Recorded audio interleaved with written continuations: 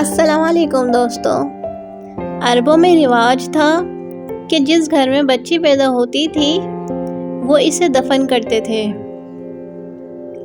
ایک دن تاجدار رسالت مآب صلی اللہ علیہ وآلہ وسلم کے پاس ایک آدمی آیا، کہنے لگا، یا رسول صلی اللہ علیہ وسلم، مجھے معافی مل سکتی ہے؟ حضور صلی اللہ علیہ وسلم نے فرمایا، تم نے ایسا کیا کیا ہے؟ اس نے کہا، میں نے بہت بڑا گناہ کر دیا ہے جو آسمان سے بھی بڑا ہے اور زمین سے بھی بڑا ہے۔ حضور صلی اللہ علیہ وسلم نے فرمایا، تو نے زنا کیا ہے؟ اس نے کہا، نہیں، میں نے زنا سے بھی بڑا گناہ کیا ہے۔ حضور صلی اللہ علیہ وسلم نے فرمایا، تم نے جوا یا شراب پی ہے؟ اس نے کہا، نہیں، اس سے بھی بڑا گناہ کیا ہے۔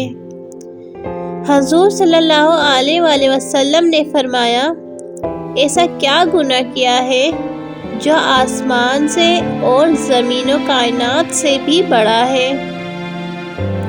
اس نے کہا، اے اللہ کے رسول صلی اللہ علیہ وآلہ وسلم، میں ابو جہل کا پیروکار تھا، ابو جہل کو ماننے والا تھا۔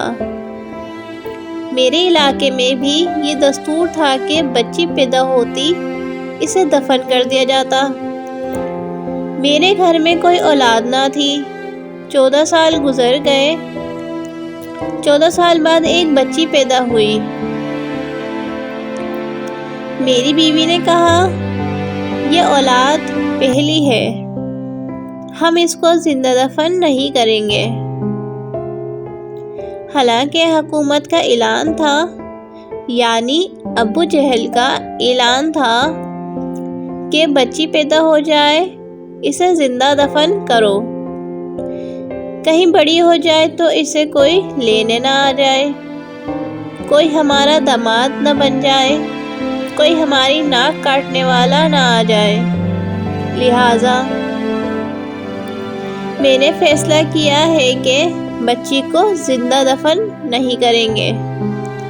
اس کے بعد 2 سال گزر گئے، 3 سال، 4 سال گزر گئے۔ بچی ہمیں پیاری لگتی تھی۔ جب میں گھر آتا تو بچی میرے سینے سے چمٹ جاتی تھی، میری ساری تھکاوٹ دور ہو جاتی تھی۔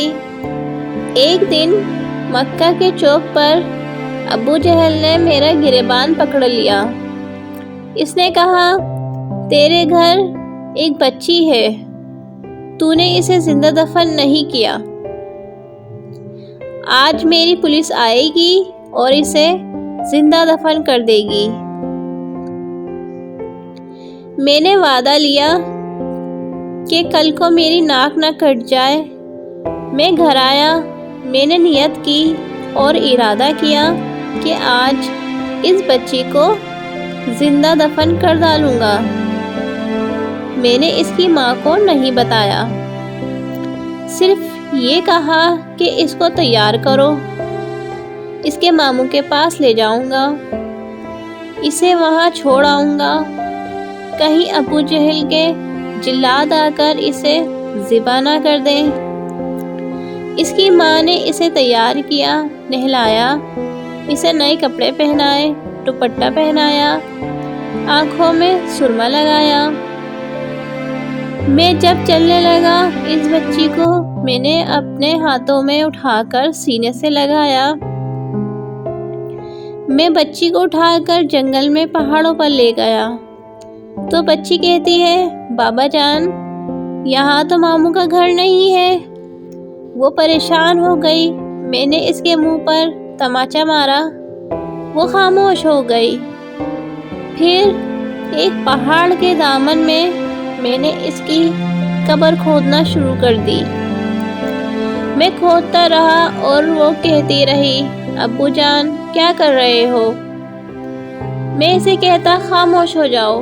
وہ خاموش ہو گئی۔